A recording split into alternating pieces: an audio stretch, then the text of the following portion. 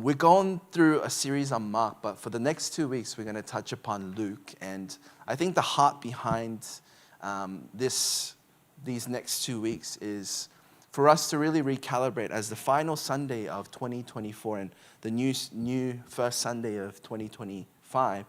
I thought, as I was just praying and pondering upon what was on my heart, I think the idea was really discipleship. What does it mean to follow God? What does it mean to walk with God? What does it mean to have a real authentic relationship with God? Because maybe for some of us, we've grown up in church, and church can be this good thing that we do on Sundays. It can be the good thing that we add onto the blueprint of our lives of what we should strive for and what we should live to attain.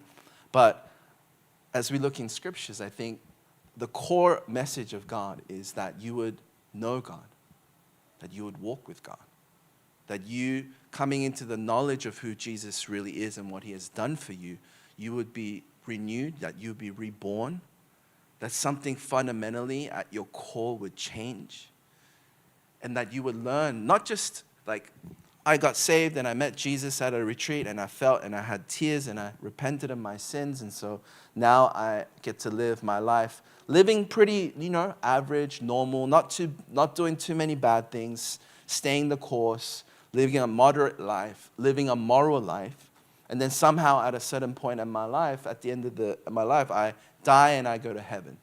And so until I get to heaven, until I die, I get to kind of do things a little bit more moderately than the rest of the people, live a moral life, and then I just have a guaranteed insurance package that when I die, I go to heaven. I'm not going to be separated from God and in hell. And so maybe there's this huge gap in the middle of how do I live my day-to-day with God? How do I live the seasons with God? How do I live in an authentic way where I'm growing in my love for God? Where I'm actually, when I say growing in my love for God, it's where my love, my affections for things gets reordered. There's a reordering of the things that I used to love so much suddenly goes second. The thing that was first in my life suddenly goes second, suddenly drops down the list. The things that I used to love and give my heart to and my attention to, my resources to, all the things that I placed my hope in, these things suddenly don't seem as significant as they used to be. And suddenly the things that maybe I didn't consider before begin to go up the list. Maybe Jesus, loving God, the things of God, living for his kingdom. Something happens in our journey with God. When we meet Jesus, it's not just at the point of salvation that we have a ticket to heaven, but it literally puts a stop to the way of life that we expected. He brings a whole new way of life in which we live, how we walk, how we talk, how we process things. We start to build history. And if you have a friend that you have history with, history speaks for itself, right? When you have a homie that you've gone through some stuff with, the moment you catch up, even if it's 6 years down the line, 10 years down the line, the conversation flows because there's history. Do I have history with God? Have I opened my heart to God? When we're singing gratitude, it's hard to bring up genuine gratitude. It feels disingenuous to sing about gratitude when there is no history. It's disingenuous to walk up to an acquaintance and say, I love you. Love you, man. It could be a friendly thing I love you, dude. But there isn't any depth to that because there's no history. What does it mean as we enter into the the last moments of 2024 and as we enter into the new year? What does it mean to actually walk with God in such a way where we respond to God when he calls us, where we trust in him beyond our circumstances and our emotions and the results? Are we willing to let go of certain things that are our darlings in our hearts to make room for more of God? Do we experience his grace in a transformative way? Does his grace actually feel sweet? Does his grace actually feel profound? Is his grace actually beautiful? What does it mean that God's grace is beautiful? that I can't see it. And it's like as we grow in our relationship, discipleship to God, these things begin to unpack a little bit. And we'll see that in the character of Peter. Peter is the apostle. He's the one. If you think about relationship with God, he has the most soul. And what we want to talk about today is soul. Do you have soul in your relationship with God? Is there some soul? Is there some depth? Is there some man crying out, God, I've been with you in the trenches. I've been with you in those trials. You've been with me in those most difficult valleys, and I didn't leave you. I trusted you, and you didn't leave me.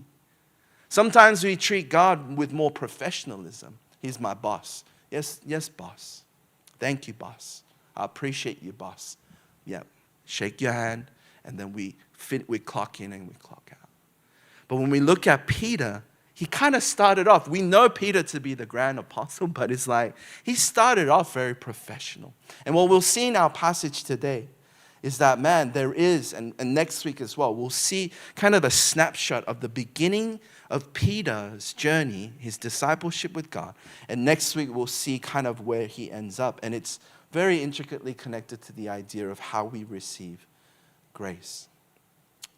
But we'll be exploring this story, and I want us to land here in verse 1. And this is pre-disciple Jesus. So I'm setting that up for y'all, is that this is the encounter where Peter does not know Jesus. He's just a fisherman on the Sea of Galilee. He has a fishing business. His dad's a fisherman. He's a fisherman. His brother's a fisherman. His homie's a fisherman. He's living in a fishing, it's just very low-key kind of town.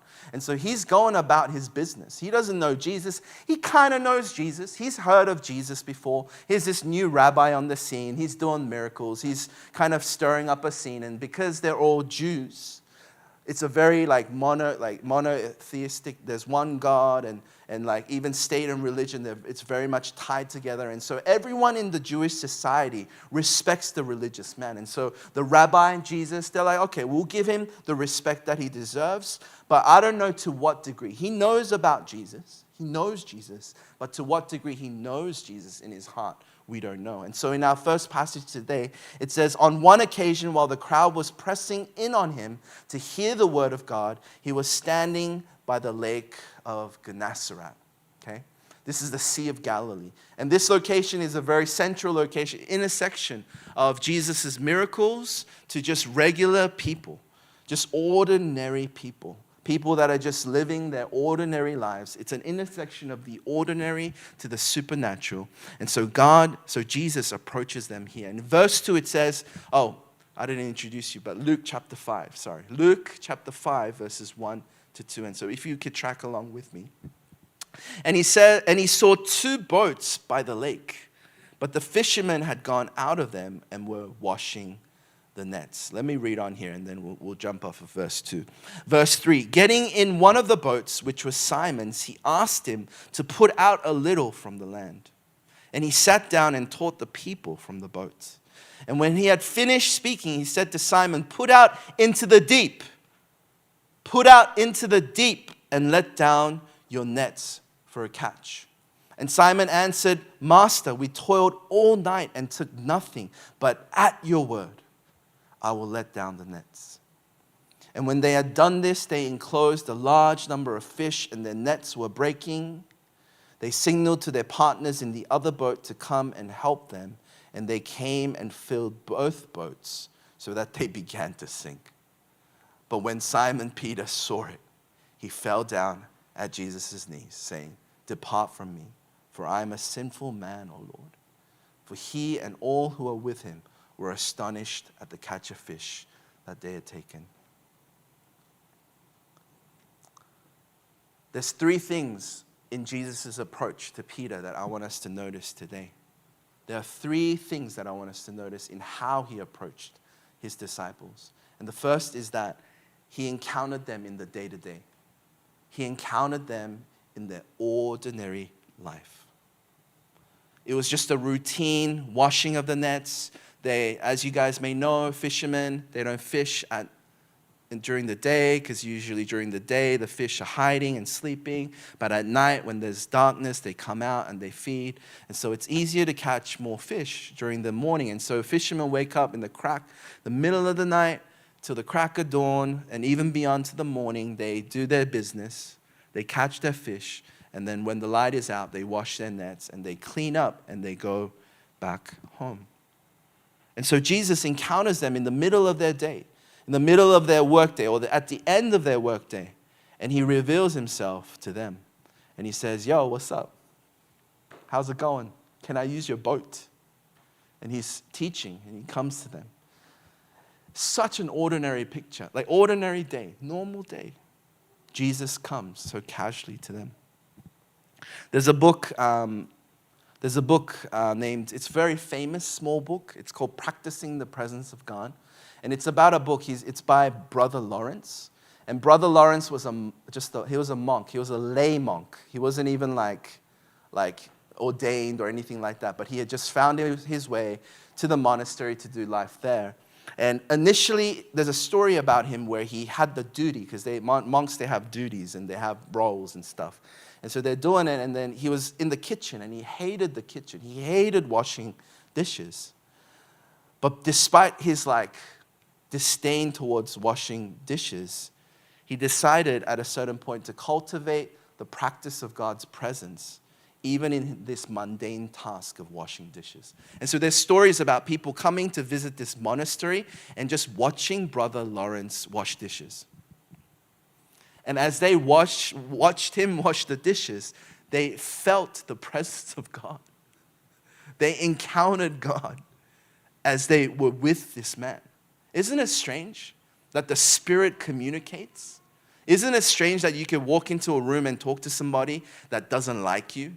They may put a smile on their face toward you, but if their spirit hates you, it's somehow you don't feel comfortable with somebody who has negative feelings toward you. Your spirit just knows. When you walk into a room that's unsafe, you already know, and your heart closes up to protect. But when you know somebody's heart that's fully open, the Spirit's open to you, and you go, hello, you already feel welcome and warm. It's strange, isn't it? And it's strange that a Brother Lawrence is cleaning the dishes, but they experience the presence of God because Brother Lawrence understood that Jesus meets us in our mundane tasks. God approaches us in our day-to-day, in our Mondays, our Tuesdays, our Wednesdays, when we're at work, when we're at school, when we're doing our business out there, wherever, right?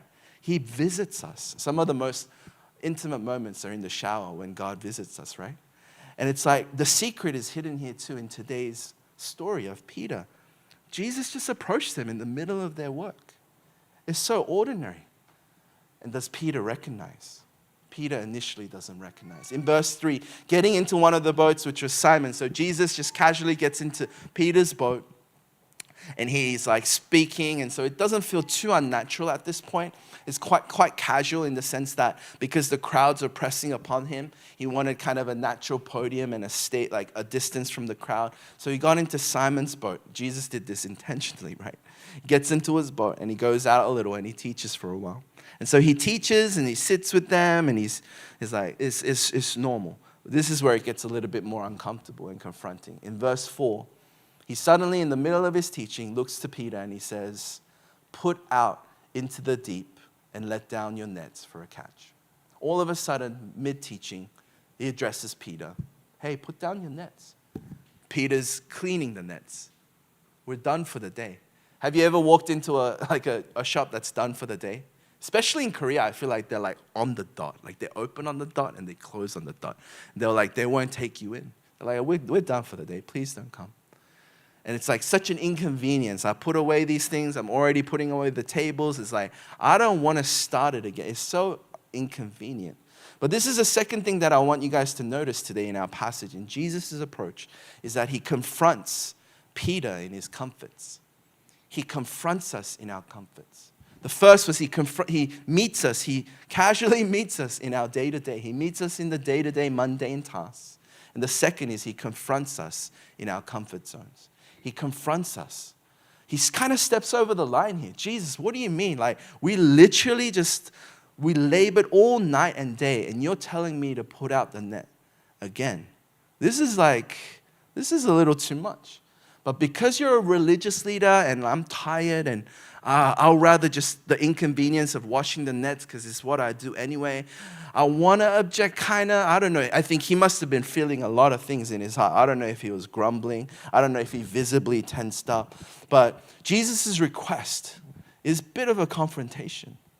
Not like use the boat, that's fine. But to tell me what to do in my profession, in my day, to inconvenience me, like God, like Jesus, I know if I put these nets out, no fish are coming. It's the daytime, and I'm tired.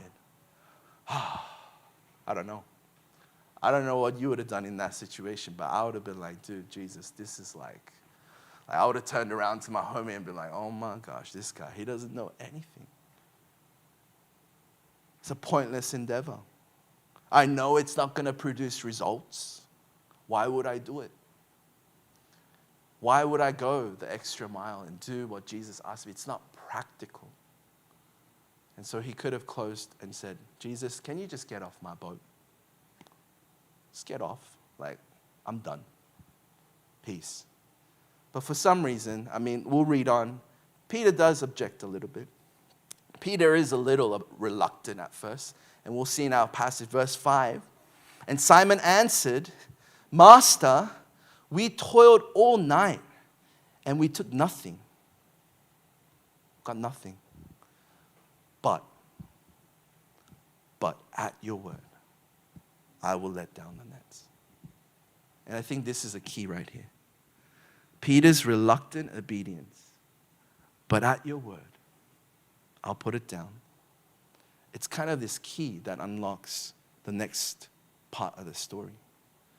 What we see in our passage is that even reluctant faith, even a faith that's, I don't really want to do it because I don't really believe in it. It doesn't make sense to me. It's inconvenient, but at your word, but because you are who you say you are, I'll do it. That kind of reluctant faith can still lead to a miracle. This kind of reluctant faith can still lead to a profound encounter, a transformative encounter with God. Everything in him must have not wanted to do it, but he said, because of what you said, because of your word, I will do it.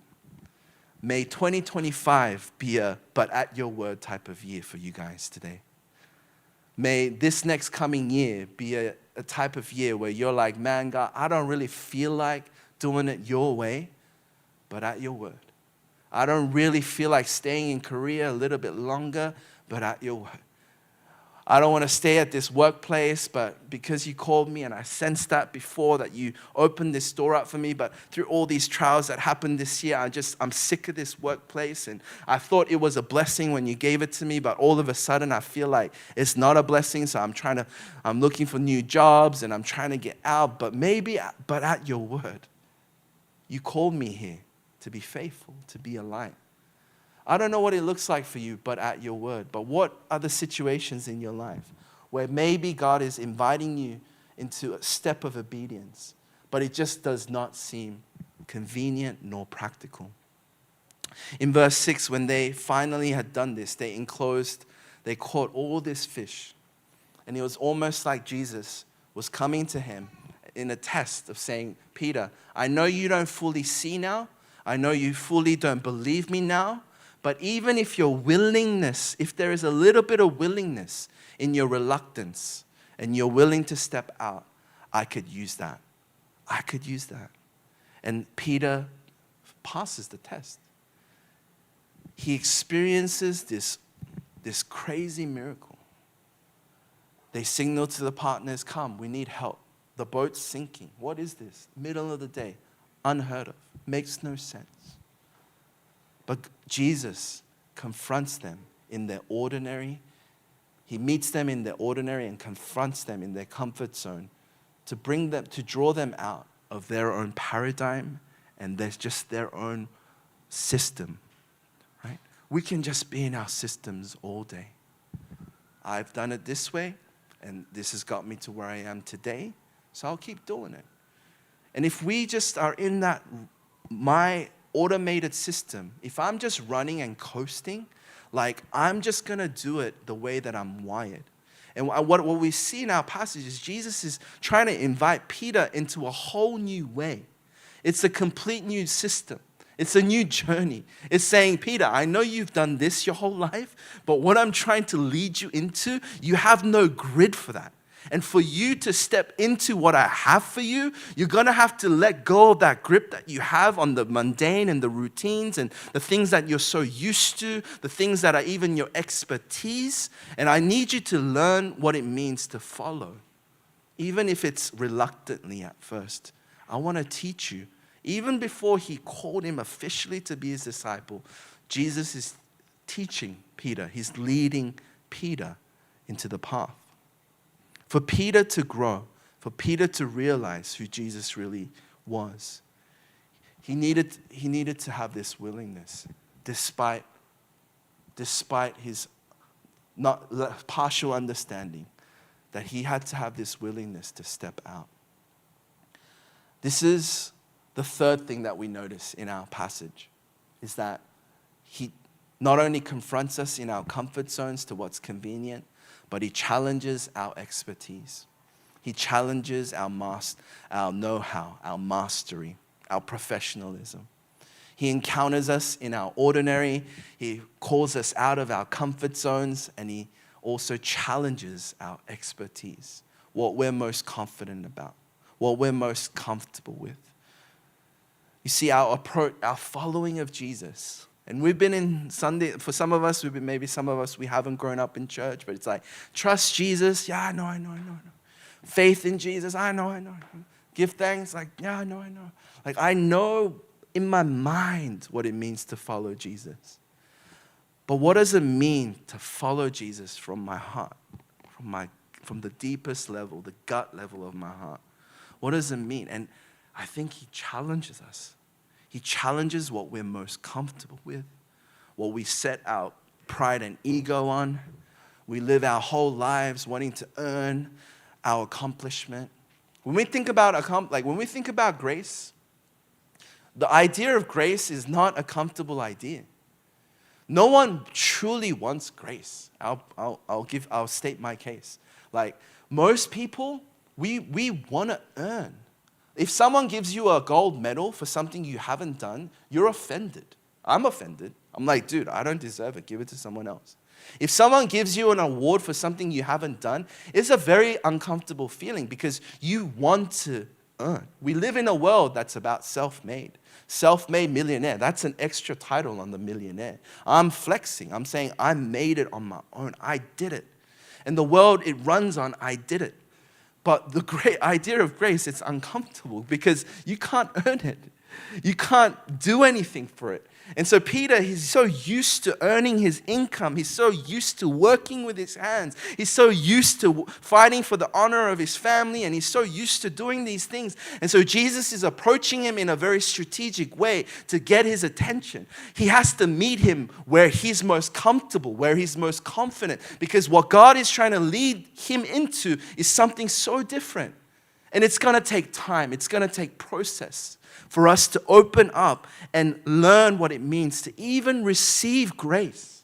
It's so uncomfortable to receive grace. And we'll see it in our passage today when he finally realizes, when finally Peter gets the message. He's like, I know Jesus. I know he's a rabbi. Okay, he can use a boat. All right, I'll put out the nets. I'll do all this for you because you're that religious guy. I get it. I get your authority, so I'll do it. I know. But then suddenly Jesus speaks his language and his eyes open and he's like, this is unheard of. How the heck can all this fish come out at this time? Like his mind is completely blown. And from that moment, he's like, oh my gosh, he realizes who Jesus is. And what's Peter's first response to grace? He falls to his knees. He says, depart from me. Get away, for I'm a sinful man. If you are God and you know and you see who I am, if you have that kind of power, if you operate in that kind of paradigm, then what I know is not like, I cannot even fathom what you know about me, and you just need to get away. There's shame. That's how how uncomfortable grace is. If grace truly came into the deepest core of our hearts, that's why oftentimes when people come to the Lord, they cry. It's like tears upon tears upon tears upon tears. I'm not even kidding you. When I came to the Lord, I could not speak because I cried and I cried and I cried. My friend still remembers the day I first came to a church retreat, and he says, Jiwon, that was a legendary day. You went to the altar and I heard a man weep for 30 minutes. I could not even speak because I had done so much. I had wandered so far. And when I finally began to think, oh my gosh, maybe God still loves me. Is that true? Oh my gosh, he does. Oh my gosh. And then I just went to I fell on my face and I cried for 30 minutes straight. Just cried. I didn't care anyone was in the room. I didn't care who was talking to, because it just hit me at my core, the grace of God. I'm like, no freaking way that you love me. Still, I cried. When grace hits us, it's vulnerable. It's disarming. All of my pursuits, my plans, my ambitions, all the things I even want to do for God, they lose. It's not as meaningful anymore. All the things that I could do for God, it's not as significant anymore because of what he has done for me. I finally begin to have some space to receive the grace because I'm so filled with what I want to do, what I want to accomplish, what I want to earn. Like my energy, my willpower, it's all ingrained, right? And it's like I'm living my life like this, and God's just trying to get our attention. Yo, what's up? Yo, hey, I love you. Hey. That way and he's not gonna intervene in such a way sometimes. There are times where it's like this. But there are so many times where he's just coming gently. Hey, you know this job is not gonna really satisfy you, right? You know going to this college or getting, this and that is not really. And he comes in a still small voice, in the day-to-day. He confronts us in our comfort zones. Like just because you have an easy path, and you get financial stability and all of those things, that's not going to actually feel the most important part. Actually, maybe the uncomfortable path, the slower path, maybe the less trodden path, maybe not what your friends are necessarily doing, but the path where you're walking genuinely authentic from that space of like, God, I know that you're not calling me to that, so I'm going to walk that path, even though it's going to be uncomfortable. Do you know that the uncomfortability and the tension that we feel actually produces something good with God? Do you know that the blessings actually come in the most harshest conditions? I had a tough year, guys. I just want to say that. I had a tough year. Anyone else? You don't have to put your hand up. I had a tough year.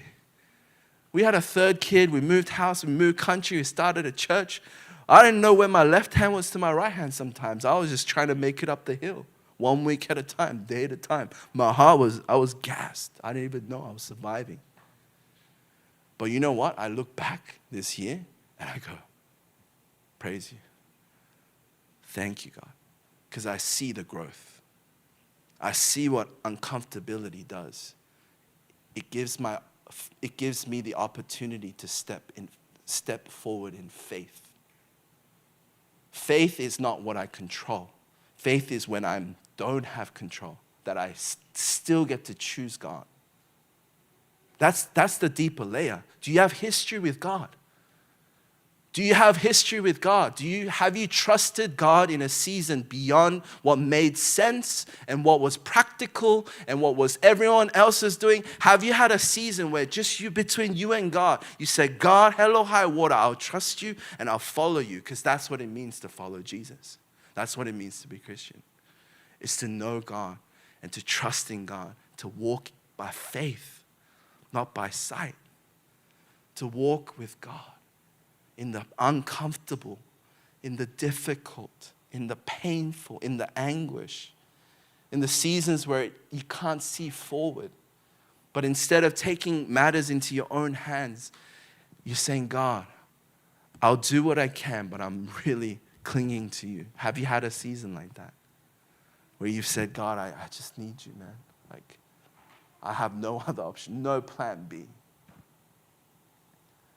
Am I speaking something foreign?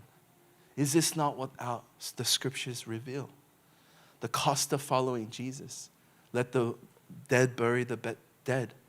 He's saying to a guy, he's like, I got to go back and do my funeral for my dad. And it's like, no, just let that, like, even family matters are not as important to this matter. Follow me. No plan B. No turning back. If I've experienced and tasted grace, it's like walking with God is this continual journey of trusting God now, in this season, in your life circumstance. It's not trusting God later. It's not trusting God when you have things in place. It's trusting God now. What season are you in? Are you trusting God in your season right now? Is there an offering of like, God, I give you this area of my life? Or am I still holding these areas in my life and I'm saying, if I don't do this, then I won't get it? And what God is inviting us into is in your season, right here, right now.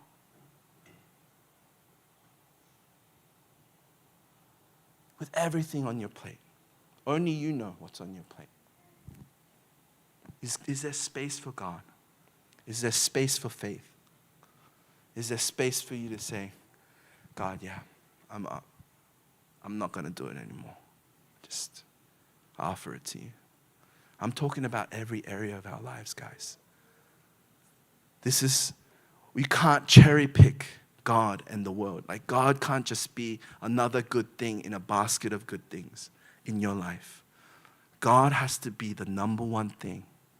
Following Jesus means leaving behind everything. There has to be a season where he challenges and confronts us in every area of our lives. And I'm saying this happens in seasons. Because like it's overwhelming for us to think, everything, God. But what is the one area of your life God's challenging you in? Is it money, finances, future, relationships, health? Like there's so many things, right? I remember, like there's seasons, right? And there's something that's in your heart right now that's preoccupying your space.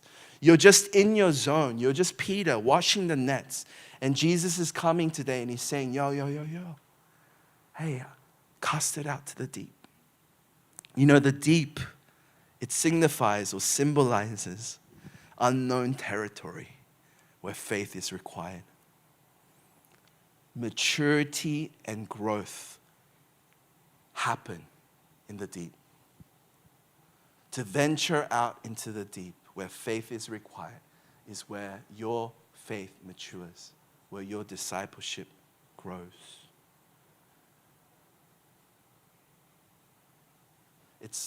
I think it is older as you get old. It is harder as you get older, because the older you get, the more set of like, okay, I get it.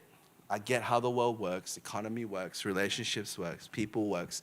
The more I understand, I become a master, or I become more confident in how I can navigate through even wisdom, the world. But I think the older I get, the challenge is this. He confronts us and challenges us in our expertise.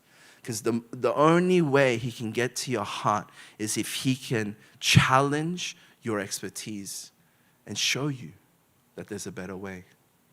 For some of us in this room, we're too set, we're too comfortable in our ways. And for God to get our attention, just like Peter, he has to meet us where we're most comfortable. And that's a grace. I think the older it gets, it might be a bigger thing that's required to get our attention. It might be a health scare. It might be a financial crisis. It might be a death in a family. Some big things need to happen sometimes to get our attention, that there are bigger things, that God is there. But in 2025, I believe that wherever we might be, God is inviting us to take a step of faith to the place where faith comes alive. He's inviting us out into the deep. Come out. Put out into the deep. Get a little uncomfortable. Take that step of faith where you know you'll be uncomfortable and you won't be relying so heavily on what you know and what you're comfortable with. I think there's wisdom in that, guys. Positioning myself in a place, in a season, where I know that I'll be more challenged to trust in God than ever before. You know, for our family, it was coming to Korea. We were in the Bay. My wife's family's from the Bay. Born and raised Cupertino, down the road from Apple. We thought we were going to Australia, so we transitioned out. But along the way, after we had transitioned everything in our church in San Francisco and our home in San Francisco, the things in Australia started to fall through. So we were left with a bit of a crossroad. Like, do we stay in the Bay and just look for a different position? It made so much sense. It made so much sense to stay in the Bay. Great schooling, mother-in-law had a house there. Like, we could just stay in that house. Like, my best friends, two of my closest friends from seminary were in Bay Area. Like, I could have been in the Bay Area, but we made the decision to go to Korea and just open ourselves and say, God, okay, we'll go there for 3 months, and then we'll know the next step from there. So we took our 3-month baby and a 3-year-old toddler, and we took everything and we took a step of faith, because we made that decision because we knew that God, number one, would be faithful to lead us to the next step. We trusted that God had allowed things to fall through. And number two, we would lean on God like never before. In my age, when everyone is, I'm mid-30s by the way, everyone in my circles, house, securing house, future, promotion, everything is just career and kids schooling, and it's just settled. But we just said, God, we don't want to settle, because when we settle, we don't have space to live by faith. So if we're going to make a crazy decision, we got to do it now. And we're going to do it now. Like, we're going to trust you, God. And we felt peace about it. And we stepped out because we knew that positionally we'll put ourselves in a place where we would trust God more than ever before. Because God's ways, His discipleship, happens in a deeper way when we learn to surrender and trust Him, position ourselves in discomfort, and embrace Him, embrace His calling, His path over our lives. You know, Peter's initial response to grace was very uncomfortable. And what we'll see in our passage next week is that throughout his process, he comes to a greater realization of what God's grace really means.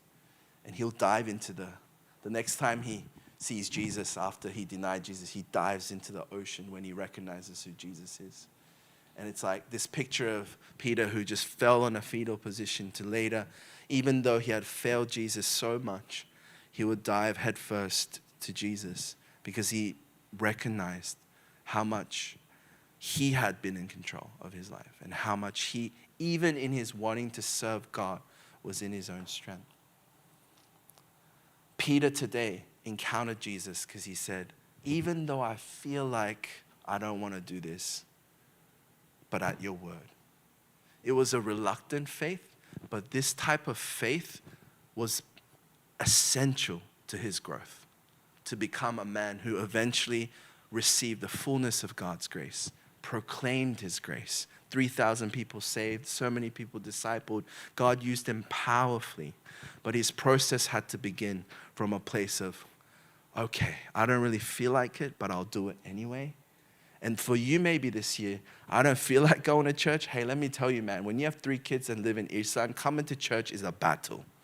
There are some mornings you wake up and I'm the pastor. I'm like, I don't want to go to church today, dude. Like, it's too much. Like, we're like staring at the ground. Janice, we're like, oh my gosh, we don't know how to do this. But like, maybe for some of us, it's starting from that place of like, dude, I don't feel like going to church, but I'm still going to go. Like, you got to start somewhere. I don't want to feel like going to this. I don't want to really plug into this community. There's so many reasons, right, that we could give to not wanting to get deeper into something. It's like, okay, we'll just keep at arm's length. Maybe for some of us, it's to become more ingrained into the community, be part of the community, look for ways to serve. Maybe for some of us, it's like in your workplaces, there are some steps that we could take. All right, some people, my workmates don't even know that I'm Christian. Maybe for some of us, it's to step forward and be like, hey, what'd you do this weekend? I went to church. And maybe it's just these baby steps. But what does it look like for us in 2025 to envision a year where we don't feel like doing certain things, but because of what He has spoken, but at your word? I've told her, I don't know, God, but if there's a but, and even in the reluctance, a desire and a willingness, and you just go anywhere, I wonder if there's a miracle and a breakthrough that's waiting for you in 2025. I wonder if there's some deeper growth, some actual breakthrough in your faith. Maybe for some of us, we've been in church for a long time, and we just hit a plateau, and it's just like, maybe stepping forward, being confronted. Maybe there are some areas, some major areas that God has prompted in your heart. He's inviting you to surrender. I don't know what it might look like for you. Put out into the deep. Put out into the deep. Seek something deeper this year. Embrace uncertainty this year. Embrace discomfort this year. Challenge yourself. Be challenged this year. And see what God can do in your life. What's there to lose? I don't know. I just feel like, man, we're living in a time where it's like, I just want God. It's imperfect. But it's like, what's the point of doing church without God himself and growing in my relationship with God? And so I want to invite the worship team to come up. Maybe for some of us, just it's the first step, opening to his grace. Just saying, God, there's a famous proverb in chapter 3, verse 5, where it says, lean not on your own understanding, but trust the Lord your God with all your heart. What does it mean to trust God in this season and not lean on your understanding? Perhaps your breakthrough is on the other side of that. And I just want to invite us in this space today as we think about and ponder upon our past year and think about the year to come. Yeah, what does it look like for us to lean into him this year? Saying, God, I want to open to your grace this year. I want to live in a maybe reluctant faith at times, but I want to lean in. I want to, everything that feels discomfortable, I want to almost jump in, God. I want to lean into what I feel uncomfortable in, and I'm going to step out with boldness and faith and trusting in you that you have something better for me, that I'm going to do it this year. I don't know where it is for you, but church, would you pray with me today? Just in a deep and personal way. Let's not, you don't have to make anything flowery or more beautiful, but you can just come to God as you are and just be honest with him today and ask for some help if you need some help, some courage if you need some courage. And let's spend some moments in prayer here together, and then we'll do our response song. Let's pray.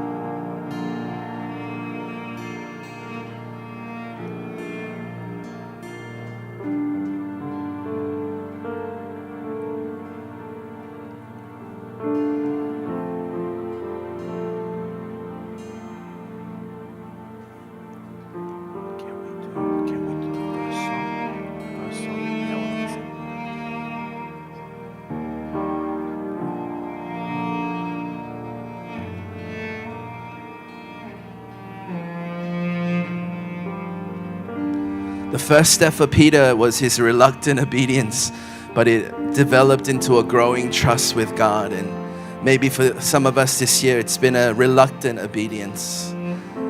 But God is producing something even through that reluctant obedience of us showing up. And so we thank God for that He's working in our lives. He reveals Himself to us in the daily, day-to-day, in the uncomfortable, in the challenging situations of our lives to develop our trust in Him. And for that, we give thanks to God. Obedience in Peter's situation led to a miracle and an abundance that really set the tone for his discipleship journey with God. And that blessing eventually turned into a mission and a purpose. And for some of us, we're maybe lacking direction in our life and we're wondering, what do I need to do? Like, where do I need to put my energy? Or where's God leading me? It starts here, church. Walking with God, opening to God. His obedience led to mission, purpose. There is no mission without obedience. God has been so good to us this year. Amen, church? God has been so good to us, and He's leading us to even better things this coming year. So, church, I just want to invite us as we just kind of transition into the worship, into the response song. Let's give thanks to God and let's trust in Him. Whatever our thoughts are, just, God, we trust in You this year. Lead us.